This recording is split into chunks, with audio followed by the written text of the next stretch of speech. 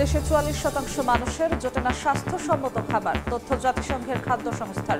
সঠিক তথ্য সরবরাহ অভাবকে দুষছেন জনস্বাস্থ্য বিশেষজ্ঞরা।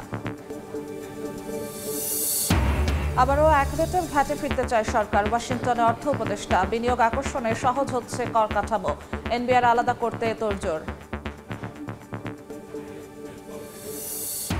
খুলনা সিটির আশেপাশে অপরিকল্পিত নগরায়ন, 14 বছরেও আলোর মুখ দেখেনি বর্ধিতকরণ প্রকল্প, নাগরিক সুবিধা বঞ্চিত স্থানীয়রা। অবৈধ কারখানায় অবাধে কাঠ পুড়িয়ে কয়লা, যশোরের অভয়নগরে ধোঁয়ায় নষ্ট হচ্ছে কৃষকের কষ্টের ফসল, অভিযান চালিয়ে বন্ধের ঘোষণা পরিবেশ অধিদপ্তরের। এবং নবমবারের মতো বাজেট পাশে ব্যর্থ হওয়ায় তৃতীয় সপ্তাহে গড়ালো যুক্তরাষ্ট্রের শাটডাউন, প্রশাসন সচল রেখে দীর্ঘমেয়াদী অচল অবস্থার প্রস্তুতি ট্রাম্প সরকারের।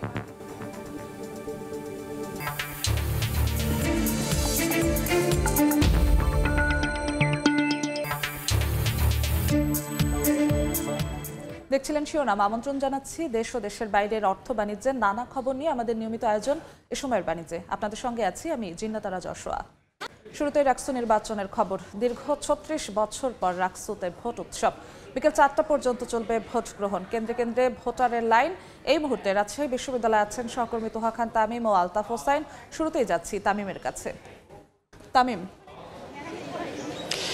এখন ঘড়িতে বেলা ১১টা ইতিমধ্যে পার হয়েছে এবং আমরা লক্ষ্য করছি যে সকালে যে শিক্ষার্থীদের সংখ্যা, ভোটারদের সংখ্যা, সেটি আসলে বেড়ে গিয়ে কয়েক গুণ হয়েছে। আমি একটু দেখাতে চাই, এই মুহূর্তে মুন্নুজান হলের যে শিক্ষার্থী রয়েছেন তারা ভোটার হিসাবে তারা লাইনে দাঁড়িয়েছেন এবং বলা যায় যে পুরো এলাকা কিন্তু আসলে ছাড়িয়ে গেছে এই লাইন, অর্থাৎ এই ডিন্স কমপ্লেক্স থেকে শুরু করে মমতাজউদ্দিন কলাভবন আসলে একেবারে বলা যায় যে ছাড়িয়ে গেছে, এই লাইন চলে গেছে। তো এই লম্বা একটি লাইন ইতিমধ্যে হয়ে গেছে এবং শিক্ষার্থীরা বলা যায় যে স্বতঃস্ফূর্তভাবে সুশৃঙ্খলভাবেই কিন্তু তারা লাইনে আছেন এবং এখানে যারা স্কাউটসের সদস্য আছে তারা তাদের যে কার্যক্রম সেই কার্যক্রম পরিচালনা করছেন। বিশেষ করে ভোট কেন্দ্রে ঢোকার সময়ে এখানে ধাতব বস্তু, কলম কিংবা মোবাইল যেন শিক্ষার্থীদের কাছে না থাকে সেটি তারা নিশ্চিত করছেন। এর পাশাপাশি যাতে করে নির্বিঘ্নে ভোট প্রদান করতে পারেন সে ব্যাপারে তারা সহযোগিতা করছেন শিক্ষার্থীদের। আমরা দেখেছি যে এখানে নির্বাচন কমিশনের পক্ষ থেকে যারা কর্মরত রয়েছেন, সংশ্লিষ্ট রয়েছেন, তারা এখানে বলছেন যে ভেতরে আসলে যে পরিবেশ, সেই সুষ্ঠু পরিবেশ আসলে তাদেরকে বজায় রাখার জন্য যে পদক্ষেপ নেওয়া দরকার সেই পদক্ষেপ তারা নিয়েছেন। একটি অভিযোগ আসছে যেটি শিক্ষার্থীরা বলছেন যারা ভোট প্রদান করেছেন, সেটি হচ্ছে কালির বিষয়ে। তারা বলছেন যে অমোচনীয় যে কালি সেটি আসলে অমোচনীয় থাকছে না, কিছু ক্ষেত্রে মুছে যাচ্ছে খুব সহজে। তবে যারা এখানে নির্বাচন সংশ্লিষ্ট রয়েছেন তারা বলছেন এটি খুব বেশি সমস্যা হবে না, কারণ ভেতরে নানা ধরনের যেই পদক্ষেপ, নানা ধরনের যেই আছে, অর্থাৎ ভেতরে যে প্রসেসিং সিস্টেম আছে সেটি পার করে কয়েক ধাপ পার করেই কিন্তু তারা যাচ্ছেন, স্বাক্ষর করছেন, তাদের নাম্বার, তাদের পরিচয়পত্র রয়েছে, সব কিছু নিশ্চিত করে কিন্তু তারা যাচ্ছেন। সেক্ষেত্রে একজন দুইবার বা একাধিক ভোট দেওয়ার আসলে একেবারেই সুযোগ নেই। সেজন্য অমোচনীয় যে কালি সেটির যে অভিযোগটি এসেছে সেটি এত বড় কোনো সমস্যা নেই বলে এখানকার যারা কর্মকর্তা রয়েছেন তারা আমাদেরকে জানিয়েছেন। সেক্ষেত্রে শিক্ষার্থীরা বলছেন যে তারা আসলে এই যে নির্বাচন হচ্ছে ৩৫ বছর পর, এই যে জট খুলল হল সংসদ এবং ছাত্র সংসদ নির্বাচনের, এবং এই নির্বাচনের মাধ্যমে তারা তাদের যে পছন্দের প্রার্থী সেই প্রার্থীকে তারা বেছে নেবেন যারা শিক্ষার্থীদের হয়ে কল্যাণে হয়ে কাজ করবেন এবং বিশ্ববিদ্যালয়ে যে সমস্যা রয়েছে সেই সমস্যাগুলো সমাধান করবেন, তাদেরকে তারা বেছে নেবেন বলে তারা জানাচ্ছেন। তো সব মিলিয়ে বলা যায় বেশ স্বতঃস্ফূর্ত এবং সুশৃঙ্খলভাবেই যে ভোট গ্রহণ সেটি এখন পর্যন্ত অনুষ্ঠিত হচ্ছে। এখন পর্যন্ত ভোটারদের পক্ষ থেকে কিংবা কোনো প্রার্থীর পক্ষ থেকে বড় কোনো যে অভিযোগ, সেই অভিযোগ আসলে দেওয়া হয়নি। তবে বিশ্ববিদ্যালয়ের উপাচার্য বলেছেন যে ছোটোখাটো যে সমস্যা হয়েছে সেই সমস্যাগুলো তারা সমাধান করবেন এবং যাতে করে আর কোনো সমস্যা না হয় সেই ব্যাপারে তারা আসলে সচেষ্ট থাকবেন। তো এই ছিল কমপ্লেক্স থেকে। আবার হাতে সবশেষে আমরা এখন চলে যাব জুবেরি ভবনে, সেখানে রয়েছেন আমাদের সহকর্মী আলতাফ হোসাইন। হচ্ছে সৈয়দ আমির আলী হল এবং শাহ মাকদুম হল, দুটি হলেই কিন্তু সকাল থেকে আমরা দেখছি যে বেশ উৎসবমুখর পরিবেশে ভোট গ্রহণ চলছে। আমরা ভোটারদের লাইনও দেখেছি, তবে এই মুহূর্তে কিছুটা ভোটারদের সংখ্যা কিছুটা আমরা কম লক্ষ্য করছি। যদিও কিছুক্ষণ পরপর ভোটাররা কেউ কেউ আসছেন এবং তাদেরকে আসলে পরিচয়পত্র শো করে এবং তাদেরকে পরিচয়পত্র দেখিয়ে মূলত ভিতরে প্রবেশ করতে হচ্ছে। তারা ভোটাধিকার প্রয়োগ করছেন, অল্প অল্প করে মাঝে মাঝে কয়েকজন করে আসছেন। যদিও কিছুক্ষণ আগে আমরা কিন্তু লম্বা লাইন লক্ষ্য করেছিলাম এবং এই মুহূর্তের পরিস্থিতি যেটা দেখছি যে দুটি হলেই মূলত আমরা জানি যে প্রায় 3000-এর মতো ভোটার রয়েছে এবং এই ভোট এখানে প্রিজাইডিং অফিসাররা কাজ করছেন নির্বিঘ্নে। কিছুক্ষণ আগে এই কেন্দ্রটি পরিদর্শন করেছেন রাজশাহী বিশ্ববিদ্যালয়ের উপাচার্য সালেহ হাসান নকিব। তিনি কিন্তু আমাদের সাথে কথাও বলেছেন। পরিদর্শন শেষে তিনি বলেছেন যে তিনি আসলে উৎসবমুখর পরিবেশে ভোট গ্রহণ দেখছেন। শিক্ষার্থীরা যাতে তাদের পছন্দের নির্বাচিত নেতৃত্ব বেছে নিতে পারে এর মাধ্যমে সেটি কিন্তু তিনি প্রত্যাশা করছেন। একই সঙ্গে ছোটোখাটো কিছু অভিযোগের বিষয়ে তিনি আসলে বলেছেন, যেটি যে অমোচনীয় কালির ব্যাপারে বলেছেন যে খুব অল্পতে কালিগুলো মুছে যাচ্ছে এমন একটি অভিযোগ আসছে। তবে সেই অভিযোগের পরিপ্রেক্ষিতে তিনি যেটি বলেছেন যে আসলে কালিটি বসতেও একটু সময় দেওয়া উচিত, সঙ্গে সঙ্গে যেন কেউ সেটা ঘষাঘষি না করে। এবং অর্থাৎ তিনি বলতে চেয়েছেন যে আসলে কালিটি বসতেও সময় লাগবে এবং আসলে যদি এটা নিয়ে যদি সমস্যা হয় সেটি তিনি সমাধানের জন্য তিনি বলেছেন। একই সঙ্গে উপাচার্যের সাথে সাথে আমরা দেখেছি যে শিবির সমর্থিত প্রার্থী মোস্তাকুর রহমান জাহিদ তিনিও কিন্তু এই কেন্দ্রে ভোট প্রয়োগ করেছেন এবং ভোট প্রয়োগ শেষে তিনি বলেছেন তিনি প্রত্যাশা করেন যে শেষ পর্যন্ত প্রশাসন নিরপেক্ষভাবে তাদের কার্যক্রম চালিয়ে যাবে। তো এই ছিল রাজশাহী বিশ্ববিদ্যালয় থেকে রাকসু নির্বাচনের সবশেষ খবরাখবর। রাকসু নির্বাচনের সবশেষ খবর জানাতে রাজশাহী বিশ্ববিদ্যালয় থেকে যুক্ত হয়েছিলেন দুই সহকর্মী আলতাফ হোসেন ও তোহা খান তামিম। এবার যাচ্ছি বাণিজ্যের খবরে। দানাদার খাদ্য উৎপাদনে স্বয়ংসম্পূর্ণ বাংলাদেশে 44% মানুষের মুখে জোটে না স্বাস্থ্যসম্মত খাবার, এমন তথ্যই জানাচ্ছে জাতিসংঘের খাদ্য ও কৃষি সংস্থা FAO। এমনকি দামের ঊর্ধ্ব গতিতে তিনবেলা খাবার এখনও যেন স্বপ্ন অনেকের চোখে। জনস্বাস্থ্য বিশেষজ্ঞরা বলছেন প্রাপ্যতা নিশ্চিত করতে না পারলে পর্যাপ্ত উৎপাদনের পরও দেখা দিতে পারে খাদ্য সংকট। তাই তথ্য নির্ভর সরবরাহ ব্যবস্থাপনা গড়ে তোলার তাগিদ ক্যাবের। অন্তরা সেনের রিপোর্ট।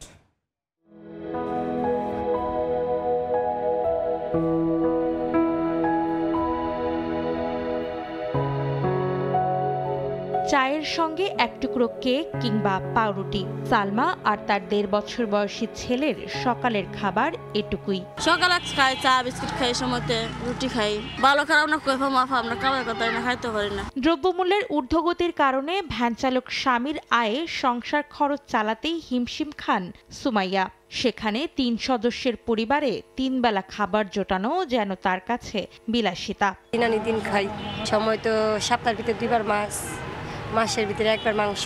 এখনো অনেক পরিবার আছে যাদের উদরপূর্তির কাছে তেমন একটা পাত্তা পায় না পুষ্টিকর খাবারের চিন্তা। জাতিসংঘের খাদ্য ও কৃষি সংস্থার তথ্য বলছে বাংলাদেশের 7,71,00,000 মানুষ এখনো বঞ্চিত স্বাস্থ্যসম্মত খাবার থেকে। অথচ মার্কিন কৃষি দফতরের তথ্য চাল সবজি উৎপাদনে বিশ্বের 3য় অবস্থানে রয়েছে সুজলা সুফলা বাংলাদেশ, আর মাছ উৎপাদনে 2য়। উৎপাদনের এমন তৃপ্তির পরিসংখ্যানের মধ্যেই রাজধানীর ফকিন্নি বাজার থেকে কেনা 10 টাকার কাটা সবজিতেই পুষ্টির যোগান খুঁজতে হয় অনেককেই। বটবটির বাগান, ধনিয়া পাতার বাগান, মরিচের বাগান, সব 10 টাকা বাগান। এই সুবিধার লাই আই 2 টাকা যদি কমে পাই তাহলে নিয়ে আর কি। খরচ তো বাড়ছে, এখন দেখা গেলো আমাদের যে রেশন চালটা দিল ওটা তো ভালো হতো, দেখা গেলো একটা দেয় একটা দেয় না। খাদ্যপণ্যের দাম বৃদ্ধির দৌড়ে হাঁপিয়ে জনগোষ্ঠীর পাতে পুষ্টির নিশ্চয়তা দিতে না পারার কারণ হিসেবে সঠিক তথ্য সরবরাহের অভাবকে দায়ী করছেন জনস্বাস্থ্য বিশেষজ্ঞরা। তথ্য খুব গুরুত্বপূর্ণ, কারণ কোথায় অভাবটা আছে জানতে হবে। এজন্য সমন্বিত দরকার, যিনি তথ্য সংগ্রহ করছেন, যারা আবার এই খাবারটা সরবরাহ করার দায়িত্বে বা অর্থনৈতিক নিরাপত্তা দায়িত্ব, তার কাছে তথ্যটা যায়। খাদ্যের প্রাপ্যতা নিশ্চিতে তাই চাহিদা যোগান ও উৎপাদনের সুষম কাঠামো তৈরির তাগিদ দিচ্ছে ভোক্তার অধিকার নিয়ে কাজ করা সংগঠন ক্যাব। রাজশাহীর বানেশ্বর বাজারে যে সবজির দাম 20 টাকা বা 25 টাকা হয়, সেটা ঢাকাতে এসে দেখা গেলো যে কারণ বাজারে বিক্রি করলে যেই করে ঢুকে ওইখানে তারা 30 টাকা কেজিতে ঢুকলো, যখন বেরিয়ে যায় তারপরে দেখা গেলো যেটা 50 টাকা কেজিতে। প্রান্তিক পর্যায়ের থেকে শুরু করতে হবে। এমন বাস্তবতার মধ্যেই সমৃদ্ধ আগামীর জন্য সম্মিলিতভাবে কাজ করার তাগিদ দিয়ে উন্নত খাদ্য এবং উন্নত ভবিষ্যতের জন্য হাতে হাত রেখে প্রতিপাদ্যে এবার পালিত হচ্ছে বিশ্ব খাদ্য দিবস। অন্তরা সেন, সময় সংবাদ, ঢাকা। দর্শক, খাদ্য উৎপাদন ও প্রাপ্যতা নিশ্চিতের বিভিন্ন দিক নিয়ে আলোচনার জন্য আমাদের সঙ্গে স্টুডিওতে যুক্ত হয়েছেন কৃষি অর্থনীতিবিদ অধ্যাপক ডক্টর জাহাঙ্গীর আলম। স্যার, এই সময় বাণিজ্যে আপনাকে স্বাগত জানাচ্ছি। ধন্যবাদ। আমরা প্রতিবেদনও যেমনটা দেখছিলাম, প্রাপ্যতা নিয়ে আমরা কিছুক্ষণ পরে আলাপ আলোচনা করব। তার আগে একদম শুরুতেই জানতে চাচ্ছি যে আমরা দেখলাম বিশ্ব খাদ্য সংস্থার একটি প্রতিবেদনে যে বাংলাদেশ দানাদার খাদ্যে স্বয়ংসম্পূর্ণ। উৎপাদন আমাদের আসলে কি অবস্থায় আছে, পর্যাপ্ত কিনা? দেখেন, আমাদের যে উৎপাদন হয় বিশেষ করে দানাদার খাদ্যশস্য, তাতে করে চালের ক্ষেত্রে আমরা স্বয়ংভর এটা বলতে পারি। কোনো বছর যখন বন্যা হয়, খরা হয়, তখন উৎপাদন কম হয়, তখন আমাদের আমদানি করতে হয়। কিন্তু অন্যান্য বছর আমাদের চাল আমদানি না করলেও হয়। যেমন গত 2 বছর আমাদের চাল আমদানি করতে হয়নি, কিন্তু গত বছর আবার অনেক বেশি, প্রায় 15 লাখ টন চাল আমদানি করতে হয়েছে। তো এটা আবহাওয়ার উপর নির্ভর করে। ভালো আবহাওয়া হলে, উৎপাদন ভালো হলে আমরা স্বয়ংভর থাকি, কিন্তু উৎপাদন কম হলে আমাদেরকে চালের ক্ষেত্রে আমদানি। কিন্তু অন্যান্য ক্ষেত্রে, যেমন এখনও ভুট্টার ক্ষেত্রে কিছু আমদানির প্রয়োজন পড়ে, 4-5 লাখ টন আমরা আমদানি করি। আর গমের ক্ষেত্রে তো প্রচুর আমদানি করতে হয়, প্রায় 60 থেকে 65 লাখ টন গম আমাদের আমদানি করতে হয় প্রতি বছর। গড়ে প্রায় 70 থেকে 80 লাখ টন আমাদের আমদানি করতে হয়। গত বছর আমাদের যেই পুরো আমদানি সেটা 76 লাখ টন ছিল। কাজেই যেখানে খাদ্যশস্যের এত বেশি আমদানি করতে হয়, তো এই বিপুল পরিমাণ আমদানির ক্ষেত্রে দেশকে খাদ্যের স্বয়ংভর বলা এটা হয়তো সঠিক না। তো আমরা খাদ্য স্বয়ংভরতা অর্জনের খুব কাছাকাছি আছি, তবে এখনও আমরা আমদানি নির্ভর। বিশেষ করে কিছু কিছু ফসল আছে যেগুলো হয়তো আমাদের সবসময় আমদানি করতে হতে পারে, কারণ আবহাওয়ার অবস্থা যেরকম, তাতে করে হয়তো গম উৎপাদনের স্বয়ংভর হওয়া সম্ভব নাও হতে পারে অদূর ভবিষ্যতে। তবে আমরা গমের উৎপাদন প্রচুর বাড়াতে পারি এবং আমদানির প্রয়োজনীয়তাটা আমরা কমিয়ে আনতে পারি। আমাদের চাহিদা কতটুকু? চাহিদা অনুযায়ী আমাদের যেটা বলা হয় যে আমাদের প্রধান খাদ্যশস্য তো হলো চাল, এবং চালের চাহিদা ধরে নেওয়া হয় যে 3,70,75 লাখ টন হলে আমাদের চলে। কিন্তু আমাদের উৎপাদন কিন্তু তার চাইতে অনেক বেশি হয়। তারপরেও আমাদেরকে আমদানি করতে হয়। অনেক সময় চালের সরবরাহ সংকটের কারণে দাম অনেক বেড়ে যায়। তো এর একটা ব্যাখ্যা আছে, সেটা হলো এই যে আমাদের যদি ধরে নেই যে 3,80 লাখ টন আমাদের চালের প্রয়োজন, তো সেই ক্ষেত্রে আবার ব্যবসায়ীদের কাছে, কৃষকের কাছে কিছু মজুদ থাকে, এবং সেটা যদি আমরা 10% ধরি, তাহলে আমাদের যে উৎপাদন হয় সেটা প্রায় কাছাকাছি। হয়তো আমি যেটা বললাম যে যখন উৎপাদন কম হয় বিভিন্ন প্রাকৃতিক দুর্যোগ, দুর্বিপাকের কারণে, তখন আমাদেরকে আমদানি করতে হয়। তো আমরা মোটামুটিভাবে যদি 3,80 লাখ টন থেকে 4 কোটি টন উৎপাদন যদি আমরা করতে পারি, মোটামুটি বলা যায় যে আমরা ভালো অবস্থানে আছি। আমরা ভালো অবস্থানে থাকা সত্ত্বেও সাধারণ মানুষ, আমরা প্রতিবেদনেও দেখলাম আমাদের সহকর্মীর, যে এখন পর্যন্ত স্বাস্থ্যসম্মত খাবার তো অনেক দূরের কথা, 3 বেলা খাবার জোটানো অনেকের কাছে স্বপ্ন। প্রাপ্যতাটা নিশ্চিত হচ্ছে না কেন? প্রাপ্যতাটা একটা তো হলো যে অ্যাভেলেবিলিটি, আমাদের প্রচুর অ্যাভেলেবিলিটি আছে কিনা, আরেকটা হলো অ্যাক্সেস। তো আমি তো বললাম যে অ্যাভেলেবিলিটি সবসময় একরকম থাকে না, আবহাওয়ার পরিবর্তনের সঙ্গে এটার তারতম্য ঘটে। আরেকটা হলো যে অ্যাক্সেস, প্রবেশাধিকার। তো সেই প্রবেশাধিকারটা সবসময় থাকে না। যেমন গত 3-4 বছর ধরে বাংলাদেশ উচ্চ খাদ্য মূল্যস্ফীতির মধ্যে আছে এবং ওয়ার্ল্ড ব্যাংকের লাল তালিকাভুক্ত। এর অর্থ হলো যে 5% উপরে, 5% উপরে যখন খাদ্যের মূল্যস্ফীতি থাকে, তখন এদেরকে লাল তালিকাভুক্ত রাখা হয়, এবং বাংলাদেশ গত 4 বছর ধরে এর থেকে বেরিয়ে আসতে পারছে না। এবং এখন খাদ্য মূল্যস্ফীতি প্রায় 8%-এর কাজ, কম বেশি 8%। তো এত বড় খাদ্য মূল্যস্ফীতি যখন থাকে, তখন সবার মাঝে খাদ্যের অ্যাক্সেস থাকে না, থাকবে না, এটাই স্বাভাবিক। আমরা খাদ্য মূল্য স্যার আপনাকে একটু থামাবো, আমরা খাদ্য মূল্যস্ফীতি নিয়ে কথা বলবো, মূল্যস্ফীতিতেই ফিরে আসবো। আমরা একটু রাজনৈতিক প্রসঙ্গে যেতে চাই, আপনার কাছে ফিরছি কিছুক্ষণের মধ্যে। দর্শক, জুলাই সনদের বাস্তবায়ন এবং দেশের সাম্প্রতিক রাজনৈতিক পরিস্থিতি নিয়ে দলের কেন্দ্রীয় কার্যালয়ের সংবাদ সম্মেলনে কথা বলছেন এনসিপি আহ্বায়ক নাহিদ ইসলাম। সরাসরি যাচ্ছি সেখানে। জুলাই সনদ প্রণয়নের কথা যখন আসলো, আমরা বলেছিলাম যে এটার একটা আইনি ভিত্তি দিতে হবে। শুধুমাত্র আমরা যদি কতগুলো রাজনৈতিক দল এক জায়গায় বসে একটা দীর্ঘ আলোচনার মধ্যে দিয়ে কিছু বিষয়ে ঐক্যমত আসি, সেটাই যথেষ্ট না যে একটা নিশ্চয়তা আমাদেরকে দিবে যে সেই বিষয়গুলো রাজনৈতিক দলগুলো পরবর্তীতে ক্ষমতায় গেলে সেটা বাস্তবায়ন করবে। আমরা অতীতেও দেখেছি, 90 গণঅভ্যুত্থানের পরেও দেখেছি এই ঘটনাগুলো ঘটেনি। ফলে এই কারণে আমরা বলেছিলাম যে গণঅভ্যুত্থানের পরে জাতীয় ঐক্যমত্য কমিশনের যে প্রক্রিয়া, তারপরে আমরা যে আলোচনাটা হবে সেটা আসলে একটা আইনি ভিত্তি দিতে হবে।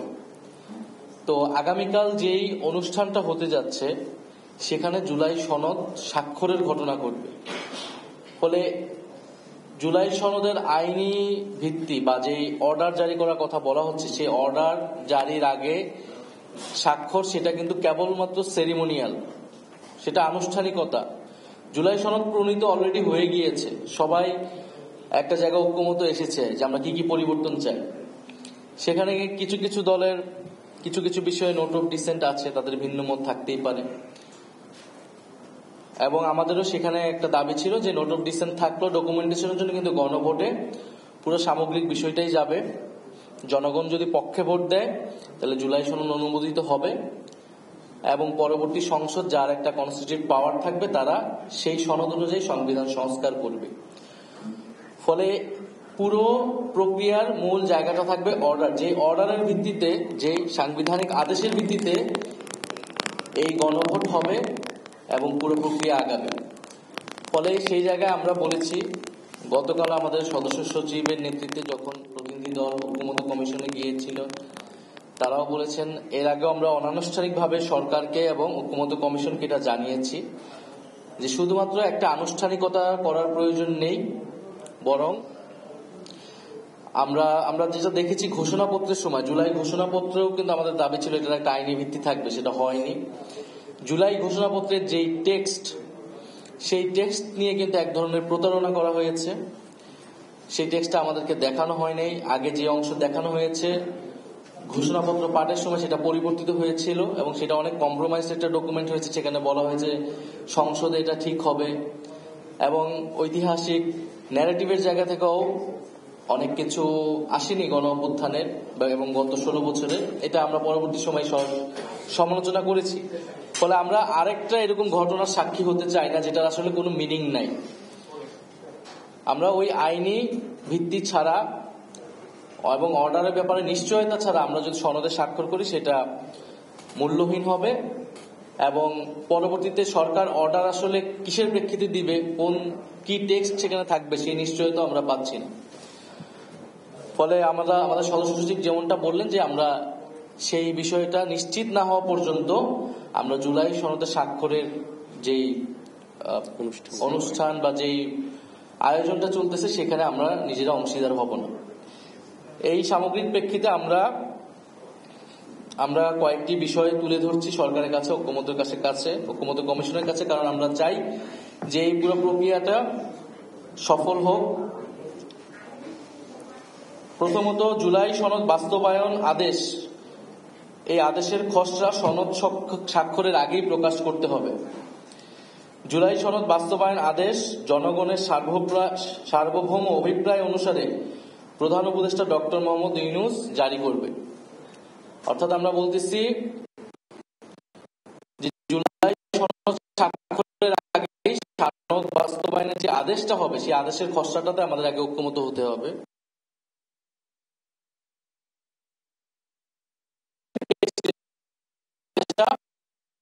ডক্টর মোহাম্মদ ইউনূস তিনি যেহেতু জুলাই গণ অভ্যুত্থানের শক্তিতে সরকার গঠন করেছেন, যদিও পরবর্তীতে 106 এর মতামত নেওয়া হয়েছে, কিন্তু তার মূল,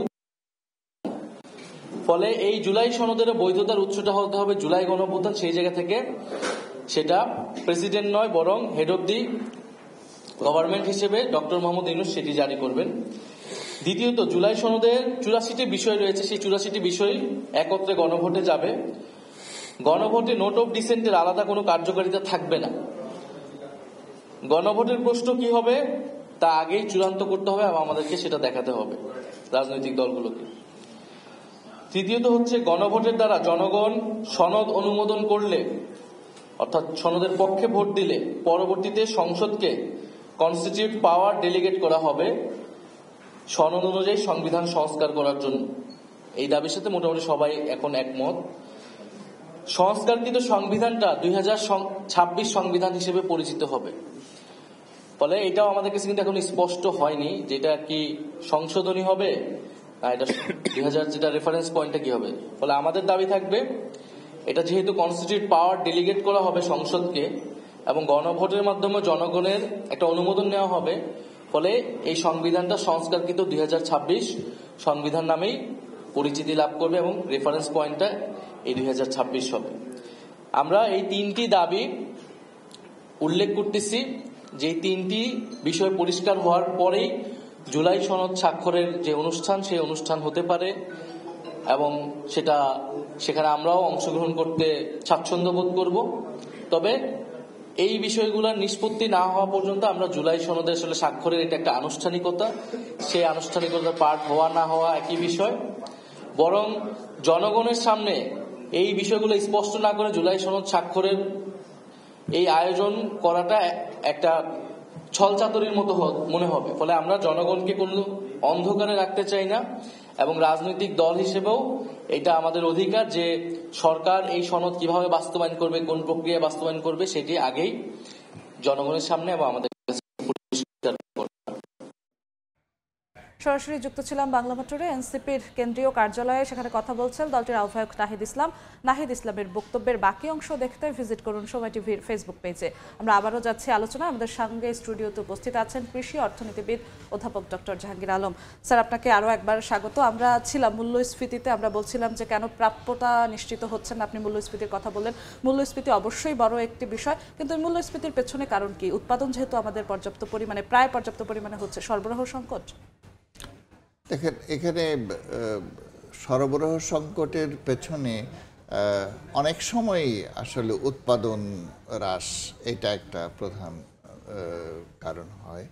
কিন্তু উৎপাদন ভালো, তারপরেও কিন্তু সরবরাহ সংকট হয়। কারণ আমাদের এখানে সবসময় বলি যে ব্যবসায়ীদের কারসাজি থাকে এবং সেখানে সরকার যেই হস্তক্ষেপ, সেই হস্তক্ষেপটা খুব অনুভূত হয় না। তার কারণ কি? কারণ হলো যে আমাদের ব্যবসায়ীদের কাছে প্রায় 1 কোটি টন চাল মজুত করার ব্যবস্থা আছে, কিন্তু সরকার মজুত করে 20 থেকে 22 লাখ টন, সর্বোচ্চ, এর বেশি না। কাজে এত কম মজুত দিয়ে বাজারে প্রভাব বিস্তার করা সম্ভব হয় না। কাজে প্রভাব বিস্তার করে ব্যবসায়ীরা, বাজারটা নিয়ন্ত্রণ করে ব্যবসায়ীরা। কাজে সেখানে ব্যবসায়ীরা কারসাজি থাকে এবং মূল্য বৃদ্ধি পায়। তো এটা আমাদের এই যে খাদ্য ইনফ্লেশন, এটার জন্য একটা প্রধান কারণ। এবং যখন সাধারণত খাদ্যের উৎপাদন কম হয় তখন কারসাজি করার সুযোগটা বেশি থাকে এবং তখন মূল্যস্ফীতিটা বেশি হয়। যেমন গত কয়েক বছর যখন প্রাকৃতিক দুর্যোগ ছিল তখন খাদ্যের মূল্যস্ফীতি খুব বেশি ছিল, উৎপাদন কম ছিল, ব্যবসায়ীদেরও কারসাজি ছিল। তো এই বছর যেমন খাদ্যের উৎপাদন অনেক ভালো, তা সত্ত্বেও কিন্তু চালের দাম অনেক বেড়েছে। তার প্রধান কারণ হলো যে এখানে ব্যবসায়ীরা কারসাজি করছে। তা আমাদেরকে যেমনিভাবে উৎপাদনটা স্বাভাবিক রাখতে হবে, তেমনিভাবে বাজারটাকে নিয়ন্ত্রণ করতে হবে। সেই কারসাজিটা যদি দৃশ্যমান হয়, তার বিরুদ্ধে ব্যবস্থাটা আসলে নেওয়া যাচ্ছে না কেন? এই কারসাজির বিরুদ্ধে সরকারও কথা বলছে এবং অনেক সময় ব্যবস্থা নেওয়ার কথা বলছে, কিন্তু এটা খুব এফেক্টিভ হয় না। কারণ সরকারের মাঝেও অনেকে আছে যারা হয়তো এত বেশি গুরুত্ব দিয়ে বিষয়টাকে বিবেচনা করে না। তো আমাদের যদি খাদ্যে স্বয়ংভরতা নিশ্চিত করতে হয় তাহলে যেমনিভাবে অ্যাভেলেবিলিটিটা বাড়াতে হবে, মানে উৎপাদন বাড়াতে হবে, এবং সেই সঙ্গে আমাদের যে বাজারটাকে মনিটরিংটা ব্যবস্থাটা ভালো থাকতে হবে এবং যাতে কারসাজি না হয় সেটার দিকে দৃষ্টি রাখতে হবে এবং মানুষের আয় যদি বাড়ে অ্যাক্সেস বাড়বে। তো কাজী মানুষের অ্যাক্সেসটা কীভাবে, খাদ্যে অ্যাক্সেসটা কীভাবে বাড়ানো যায় সেটার ব্যবস্থা করতে হবে, বিশেষ করে লো ইনকাম গ্রুপ যারা আছি। আপনি যদি 1 মিনিট একটা পরামর্শই দিতেন যে সেক্ষেত্রে মানুষের এই প্রাপ্যতা নিশ্চিত, খাদ্যের প্রাপ্যতা নিশ্চিত করতে আসলে কোন ধরনের কি পদক্ষেপ সুস্পষ্টভাবে নেওয়া সম্ভব? প্রথমত যে উৎপাদন বৃদ্ধি করতে হবে, দ্বিতীয়ত হলো বাজার মনিটরিংটা জোরদার রাখতে হবে এবং বাজারে যে কারসাজি এটাকে বন্ধ করতে হবে, তৃতীয়ত হলো যে যখন অ্যাভেলেবিলিটিটা কম থাকে তখন দ্রুত আমদানির ব্যবস্থা করতে হবে এবং চতুর্থত হলো যে সরকারের হাতে যে মজুদ সেটাকে বাড়াতে হবে। আমরা বলি যে যা রিকোয়ারমেন্ট তার অন্তত 10% মজুদ সরকারের কাছে থাকা দরকার এবং সেটা যদি করতে হয় কমপক্ষে 40 লাখ টন খাদ্যশস্য সরকারের কাছে মজুদ থাকা উচিত, যাতে করে ঠিকভাবে বাজারটাকে ইন্টারভিন করতে পারে। তো সেটা এখন অনেক কম, 20 থেকে 22 লাখ টন, এটা বাড়াতে হবে। আপনাকে অসংখ্য ধন্যবাদ আমাদের সঙ্গে যুক্ত হওয়ার জন্য। আমাদেরও প্রত্যাশা যে বাংলাদেশ খাদ্যে স্বয়ংসম্পূর্ণ হবে এবং প্রত্যেকটি মানুষ যেন সুষম খাদ্য পায়, সেই প্রত্যাশা আমাদেরও থাকবে।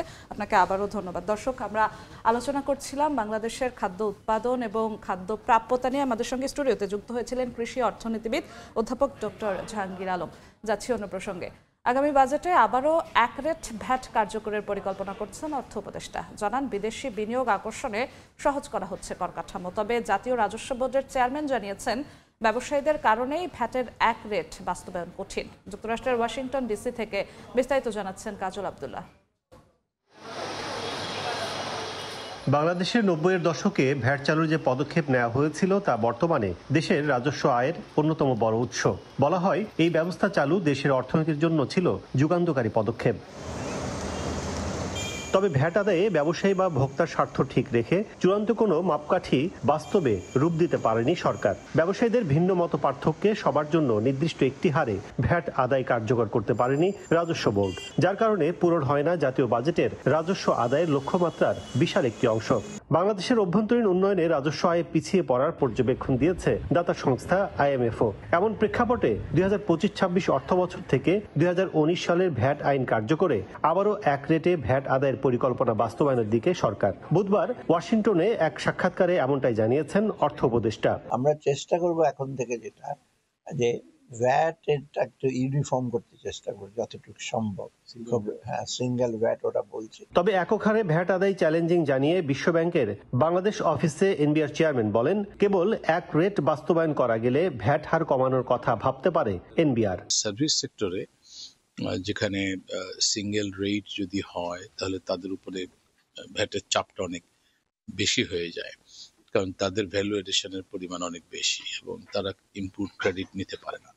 তো সে কারণে কিছু কিছু হয়তো ব্যতিক্রম আমাদের পলিসি লেভেলে আমাদের কন্টিনিউ করতে হতে পারে, কিন্তু ব্রডলি আমরা একটা সিঙ্গেল রেটে দিয়ে চলে যাব। চেয়ারম্যান আরো জানান, নির্বাচনের আগেই বাস্তবায়ন হবে এনবিআর আলাদা করার প্রক্রিয়া। 2টা নতুন অর্গানোগ্রাম এবং এই কাজটা হিউজ, আমাদের কর্মকর্তারা এটা করছেন এবং এই কাজেও আমাদেরকে IMF টেকনিক্যাল অ্যাসিস্ট্যান্স দিবেন বলেছেন। আমরা যত দ্রুত সম্ভব, আর ডেফিনেটলি নতুন গভর্নমেন্ট আসার আগেই, ইলেকশনের আগে আমরা এটা শেষ করবো ইনশাআল্লাহ। দেশে বর্তমানে পণ্য সেবা ভেদে ভ্যাট আদায় হয় বিভিন্ন হারে, আর চলতি অর্থ বছরের ভ্যাট থেকে সরকারের আয়ের লক্ষ্য 1,84,630 কোটি টাকা। প্রতি অর্থ বছরের আগে এক স্তরে ভ্যাট ব্যবস্থা চালুর উদ্যোগ নেয় সরকার। তবে ব্যবসায়ীদের চাপ কিংবা সরকারের বাস্তব ভিত্তিক প্রস্তুতি না থাকায় তা আলোর মুখ দেখে না। আর এবার আসন্ন জাতীয় সম্ভাব্য নির্বাচনে রাজনৈতিক সরকার ক্ষমতায় এলে অন্তর্বর্তী সরকার এসব উদ্যোগ কতটা ধারাবাহিক রাখবে তা নিয়ে প্রশ্ন রয়েছে অনেকের। কাজল আব্দুল্লাহ, সময় সংবাদ, ওয়াশিংটন ডিসি, যুক্তরাষ্ট্র। এবার জানাবো পুঁজিবাজারের খবর। সপ্তাহের শেষ কার্যদিবসে ঢাকা স্টক এক্সচেঞ্জে প্রধান সূচকের উত্থান পতনে চলছে লেনদেন। এই মুহূর্তের খবর জানাতে চলে যাচ্ছি ডিএসই এর ওয়েবসাইটে। শেষ কার্যদিবসে সকাল থেকে আমরা দেখছিলাম 3 সূচকে উত্থান পতনের মধ্য দিয়ে চলছিল, বাট এই মুহূর্তে আমরা যেটি দেখতে পাচ্ছি 3 সূচকে ইতিবাচক ধারা রয়েছে। একটু যদি দেখাই, ডিএসই এক্স বা প্রধান সূচক এখন পর্যন্ত 1.5 ঘন্টার লেনদেনে 20.15 পয়েন্ট বেড়েছে এবং ডিএসই এস বা সরিয়া সূচক এখন পর্যন্ত বেড়েছে 1.19 পয়েন্ট এবং ডিএস 30 সূচক বা বাছাইকৃত সূচক সেই সূচকটিও পরিমাণ বেড়েছে, সেই সূচকটির পরিমাণ বেড়েছে 5.33 পয়েন্ট। এবং আমরা যদি একটু দেখাই যে এখন পর্যন্ত যেই কোম্পানিগুলো আজকে ঢাকার পুঁজিবাজারে লেনদেনে অংশগ্রহণ করেছে সেই কোম্পানিগুলোর শেয়ারের দামের মধ্যে 210টি কোম্পানির শেয়ারের দামই ঊর্ধ্বমুখী রয়েছে এবং কমেছে কেবল 99টি কোম্পানির শেয়ারের দাম এবং অপরিবর্তিত আছে 79টি কোম্পানির শেয়ারের দাম। এবং একটু টাকার অঙ্কে কত টাকা এখন পর্যন্ত 1.5 ঘন্টায় সপ্তাহের শেষ কার্যদিবসে লেনদেন হয়েছে সেই পরিমাণটি হচ্ছে 145.70 লাখ। এবং যেসব কোম্পানিগুলো লেনদেনে আজকে ঢাকার পুঁজিবাজারে অংশগ্রহণ করেছে এই 1.5 ঘন্টার লেনদেনে কারা আছেন প্রথম দিকটায় সেই চিত্রটা একটু দেখানোর চেষ্টা করছি। 1 নম্বরে রয়েছে পিপল ইন্স্যুরেন্স, 2 নম্বরে রয়েছে ডমিনেজ, 3 নম্বরে রয়েছে প্রগতি লাইফ ইন্স্যুরেন্স, 4 নম্বরে আছে সিভিও প্রোকেমিক্যাল, 5 নম্বরে আছে খান ব্রাদার্স। এবং আমরা যদি একটু প্রথম যে কোম্পানিটি রয়েছে সেই কোম্পানিটি এখন পর্যন্ত যে 145.70 লাখ লেনদেন হয়েছে তার মধ্যে 5.84 লাখ টাকা এখন পর্যন্ত কোম্পানিটি লেনদেন করেছে। তবে এখন পর্যন্ত 1.5 ঘন্টা লেনদেনে সকালে শুরুটা হয়েছিল কিছুটা উত্থান দিয়ে, এরপর আবার পতন দেখা দেওয়ার পরে এখন আবার 3 সূচকে ঊর্ধ্বমুখী প্রবণতা চলছে। এখন পর্যন্ত ডিএসই এর সবশেষ খবর ছিল এতটুকুই। অ্যালটেক অ্যালুমিনিয়াম, গড়ে উঠছে আগামীর শহর। এবার বন্দর বাণিজ্যের খবর।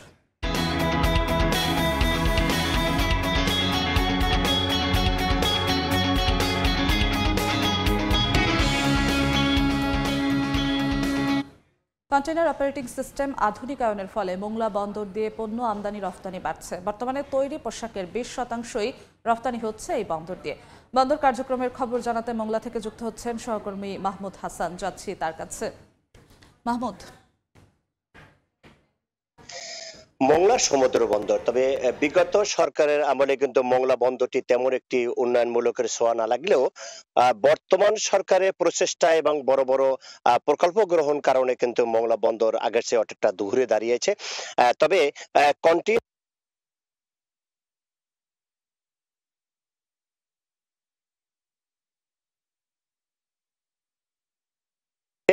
তবে এই মোংলা বন্দর দিয়ে আগে কিন্তু কোনো গার্মেন্টস পণ্য এখান থেকে রপ্তানি হতো না, কিন্তু বর্তমান সরকারের প্রচেষ্টায় কিন্তু মোংলা বন্দর থেকে গার্মেন্টস পণ্য কিন্তু এখান থেকে রপ্তানি হচ্ছে। কারণ পদ্মা সেতু চালু হওয়ার কারণে কিন্তু এখান থেকে ঢাকা, নারায়ণগঞ্জ, সাভার সহ বিভিন্ন অঞ্চলের কিন্তু তৈরি যে গার্মেন্টস পণ্য শিল্প কিন্তু এই মোংলা বন্দর দিয়ে আমদানি হচ্ছে। তার বন্দর কর্তৃপক্ষ আমাদের যেমনটি জানিয়েছে যে দেশের যে গার্মেন্টস শিল্পের যে পণ্যগুলো যে রপ্তানি হয় তার প্রায় 20% পণ্য কিন্তু মোংলা বন্দর দিয়ে রপ্তানি হচ্ছে। তার কারণ হলো মোংলা বন্দরে আগের তুলনায় কন্টেইনার জাহাজের সংখ্যা কিন্তু বৃদ্ধি পেয়েছে, পাশাপাশি এখান থেকে আমদানি রপ্তানি পণ্য যেগুলো তাও কিন্তু বৃদ্ধি পেয়েছে এবং এর সাথে সাথেই কিন্তু কর্মচঞ্চল্য কিন্তু এখানে বৃদ্ধি পেয়েছে রাজস্ব সংখ্যাও। তবে এভাবে যদি ধারাবাহিকভাবে চলতে থাকে মোংলা বন্দর হবে এক সময় আন্তর্জাতিক বন্দর রূপান্তরিত হবে এবং পরিবেশ বন্দর রূপান্তরিত হবে এই মোংলা সমুদ্র বন্দর। তবে এই ছিল আমার কাছে মোংলা বন্দরের আমদানি রপ্তানি পণ্যের সর্বশেষ তথ্য। সরাসরি যুক্ত ছিলাম মোংলা বন্দরে।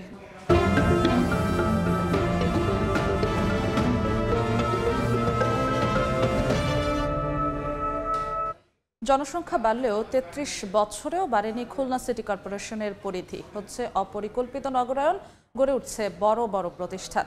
14 বছর আগে সীমানা বর্ধিতকরণ প্রকল্প হাতে নেওয়া হলেও এখনও তা আলোর মুখ দেখেনি। 1990 সালে 45.65 বর্গ কিলোমিটার আয়তন নিয়ে প্রতিষ্ঠা হয় খুলনা সিটি কর্পোরেশন। অর্থনৈতিকভাবে গুরুত্ব বাড়ার সঙ্গে সঙ্গে নগরীতে চাপ বাড়ছে মানুষের, তাই বর্ধিত জনসংখ্যার জন্য পরিকল্পিত আবাসন ও নাগরিক সুবিধা নিশ্চিতে 2007 সালে নগরীর সীমানা বাড়ানোর উদ্যোগ নেয় সিটি কর্তৃপক্ষ। বিভিন্ন আপত্তি শেষে 2021 সালে মহানগরের আশেপাশের 18টি মৌজার 40.1 বর্গ কিলোমিটার এলাকা বর্ধিতকরণের সংশোধিত প্রস্তাব পাঠানো হয় স্থানীয় সরকার মন্ত্রণালয়ে। তবে তার আলোর মুখ দেখেনি। পানি নিয়ে আমাকে খুব বর্ষাকালে সমস্যা, এই রাস্তায় পানি উঠে যায়। নিজেদের টাকা পয়সা দিয়ে রাস্তা করা লাগে। শুনতে আসতেছি যে এলাকাটা সিটি কর্পোরেশনে যাবে। ভবিষ্যতের নিরাপদ নগরীর জন্য দ্রুত শহরের সীমানা বাড়ানো প্রয়োজন বলে মনে করছেন নগর পরিকল্পনাবিদরা। এটা যদি খুলনা সিটি কর্পোরেশনের মধ্যে চলে আসে, দেন এই আনপ্ল্যান সিটিটা কিন্তু শহরের অন্তর্ভুক্ত হইলে আমাদের ম্যানেজমেন্টে খুব প্রবলেম হবে। নগরীর বর্ধিত অংশ ঘিরে এখন থেকেই নানা পরিকল্পনা করছে সিটি কর্তৃপক্ষ। সঠিকভাবে প্ল্যানিং করে ওইখানে নাগরিক সুবিধা বৃদ্ধি করে আমরা হয়তো একটা ভালো একটা পরিকল্পিত নগরীর অংশ হিসেবে সেগুলোকে প্রতিষ্ঠা করতে পারবো। প্রস্তাবনা অনুযায়ী বর্ধিত সিটি কর্পোরেশনের মোট আয়তন হবে ৮৬.৭৫ বর্গ কিলোমিটার, যা বর্তমান আয়তনের প্রায় দ্বিগুণ। আব্দুল্লাহ আল মামুন রুবেল, সময় সংবাদ, খুলনা।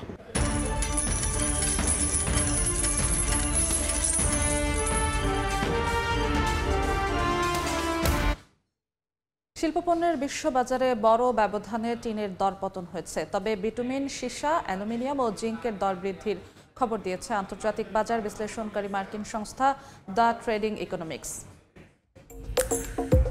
অন্যতম দরকারি শিল্পপণ্য টিনের দাম কমেছে বেশ বড় ব্যবধানে।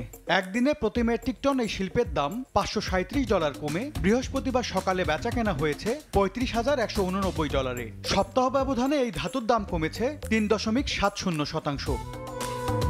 রঙিন যৌগ তৈরিতে কদর ধরে রাখা নিকেলের দামও নিম্নমুখী। বর্তমানে প্রতি মেট্রিক টন নিকেলের দাম পড়ছে $15,184। সপ্তাহ ব্যবধানে এই শিল্পের দাম কমেছে প্রায় 2%, আর বছর ব্যবধানে কমেছে 10.87%। আরেক শিল্পপণ্য অ্যালুমিনিয়ামের দাম একদিনে 0.95% বেড়েছে। প্রতি টনের বর্তমান দাম পড়ছে $2,747, যদিও সপ্তাহ ব্যবধানে দাম কমেছে 0.43%। সড়ক সহ বিভিন্ন অবকাঠামো তৈরিতে দরকারি বিটুমিনের বিশ্ববাজারও বর্তমানে ঊর্ধ্বমুখী।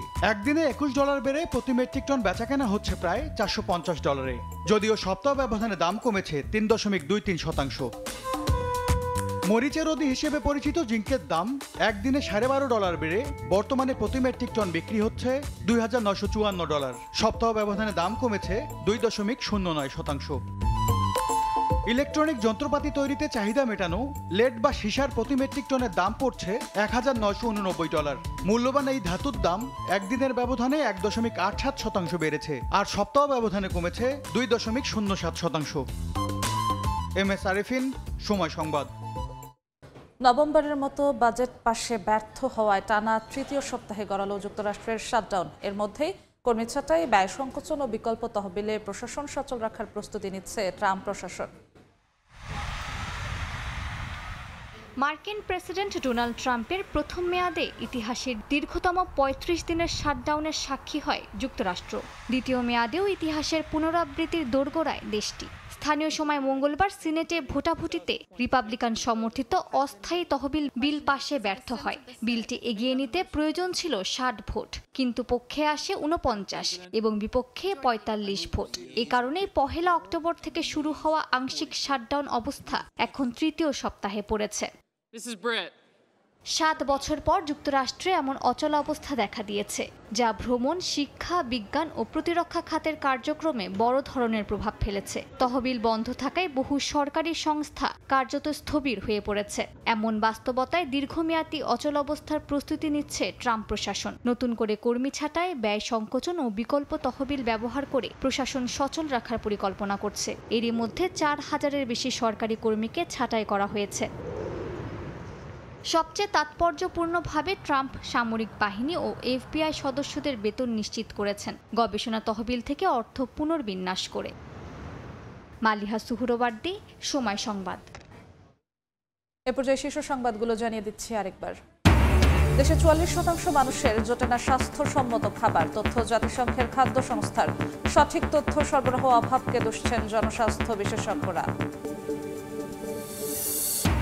আবারও এক রেটের ভ্যাটে ফিরতে চায় সরকার, ওয়াশিংটনে অর্থ উপদেষ্টা। বিনিয়োগ আকর্ষণে সহজ হচ্ছে কর কাঠামো, এনবিআর আলাদা করতে তোড়জোড়। এবং খুলনা সিটির আশেপাশে অপরিকল্পিত নগরায়ন, 14 বছরেও আলোর মুখ দেখেনি বর্ধিতকরণ প্রকল্প, নাগরিক সুবিধা বঞ্চিত স্থানীয়রা।